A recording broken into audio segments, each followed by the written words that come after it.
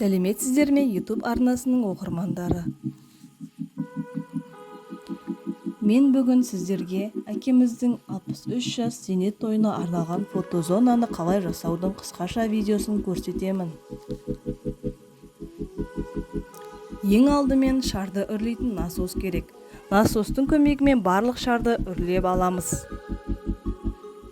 Содан кейін 4 шарды біріктіріп байлаймыз. Өздеріңіз көріп тұрғандай біркелкі шарларды шыдем шармен байлап баннердің айналасына іліп шығамыз. Міне осылай әдемі фотозона жасап шығаруға болады. Сіздермен болған Менгүлзия. Арнаға тіркеліп лайк басып қолдап кетіңіздер. Келесі видеода кездескенше.